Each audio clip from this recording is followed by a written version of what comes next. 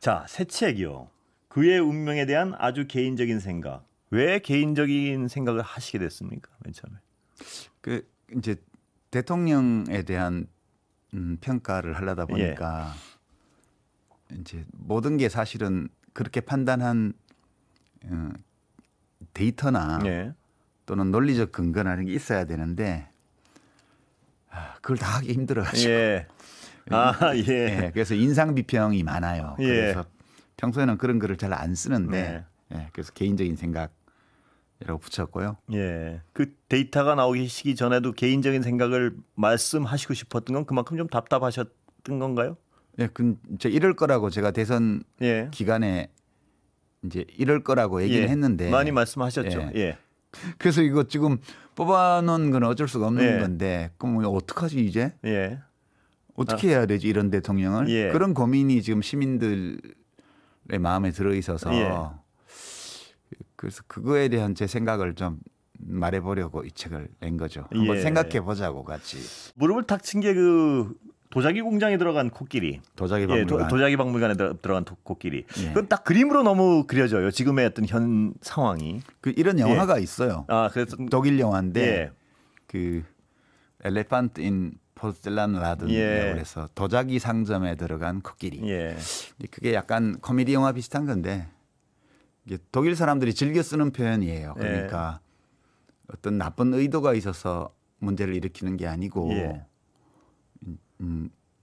가지 말아야 할 곳에 이제 그 자리에 맞지 않는 어떤 주체가 들어가서 문제가 일어날 때 이제 그때 이런 표현을 쓰더라고요. 보니까 제가 한번 갖다 써봤습니다. 유럽 사람들은 도자기 기술이 없었기 때문에 중국이나 일본이나 이런 데서 온 도자기를 굉장히 귀하게 여겼죠. 그러니까 도자기 박물관을 대부분 귀족들이 가지고 있었는데 왕들이나 그 최고로 귀한 물건이었어요.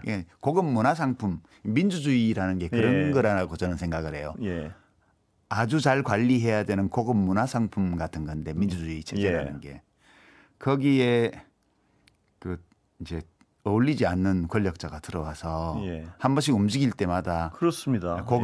고급 문화재가 다 부서지는 거죠. 지금 한국이 우리나라가 지금 그런 상황 아닌가 저는 그렇게 생각합니다. 그럼 어떻게 해야 됩니까, 그럼?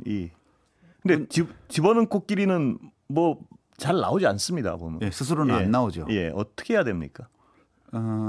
그러니까 우리 헌법의 원리가 제 1조가 대한민국은 민주공화국이다. 모든 권력은 국민한테서 나온다 이렇게 돼 있잖아요. 그러니까 윤석열의 권력은 국민이 준 거예요. 국민이 회수할 수 있죠. 그런 절차도 법에 헌법과 법률에 규정되어 있고요. 그런데 언제 우리 국민의 압도적 다수가 그런 결단을 하느냐. 그게 앞으로 3년간 못하면 그냥 3년 가는 거고요. 좀 더 일찍 결단하게 되면 그러면 길이 열릴 수 있죠. 작가님 보시기에는 어느 정도의 어떤 비등점에 와 있다고 보십니까? 지금 국민들 정서나 피부로 느끼는 피해나 뭐 이런 게. 이제 데이터를 보면 여론조사 데이터밖에 없는 건데 꾸준히 이제 대통령직 수행을 아주 잘못한다라고 응답한 시민들이 한 50%가 넘었거든요. 최근 들어와서는 거의 60% 가까이가 일을 아주 잘못하고 있다고 대답을 하고 있고 앞으로 잘할 가능성이 있느냐는 질문에 대해서도 부정적인 응답이 그 정도예요.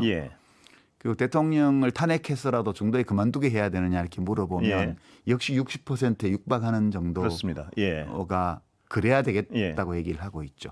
저는 여기서 이게 한 10%만 더 올라가면 그러면 윤석열 대통령이 정말 위험해진다. 저는 그렇게 봅니다. 유 작가님 말씀하신 여론조사는 여론조사 업체 엠브레인 퍼블릭 케이스텔 리서치, 코리아 리서치, 한국 리서치가 지난 8일부터 10일까지 조사를 한 결과입니다. 자세한 내용은 중앙선거 여론조사 심의위원회 홈페이지 참조하시면 됩니다. 그러니까 지난 또 혼란을 겪었던 국민들로서는 저도 잘 몰라서 여쭤보는 건데 지난 혼란, 박근혜 대통령 때의 혼란을 겪어본 국민들 중에 그래 빨리 좀 정리하자 뭐 이럴 수도 있을 거고요. 아니면 이게 또 그 난리를 펴야 돼 뭐 이런 어떤 피로감이 있는 분들도 있을 거고 또 어떤 분들은 아까도 말씀드렸지만 그런 게 어디 있어 이 분노들. 그렇죠. 근데 그거는 짐작이 안 가세요? 혹시 그런 상황이 가도? 저는 짐작이 안 가는데 다만 이제 이명박 대통령이 노무현 대통령을 그렇게 검찰을 동원해서 궁지에 몰아넣어서 스스로 목숨을 끊게 만들었잖아요. 이제 이 모든 정치적 양극화나 적대감 같은 건 저는 거기서 시작됐다고 봐요. 제가 책에도 자세히 적었는데 왜 그렇게 생각하는지 그 에너지가 지금 일종의 에너지 보존의 법칙 같은 것들이 있어요. 양쪽으로 계속 노무현 대통령의 서거, 박근혜 대통령 탄핵 이런 것들이 만들어낸 정치적 에너지가 계속 맞부딪히면서 이제 조국 사태와 서초동 조국 수호 집회 이런 걸 만들어냈던 거고 윤석열 정권을 탄생시킨 거고 그런 거거든요. 그래서 이 에너지의 충돌이 계속 지속되면 정말 힘들 것 같다 우리 사회가. 이거를 언젠가는 한 번은 압력솥에 뚜껑을 열어서 김을 빼는 것처럼 그럴 필요가 있는 것 같다 그런 생각은 좀 합니다.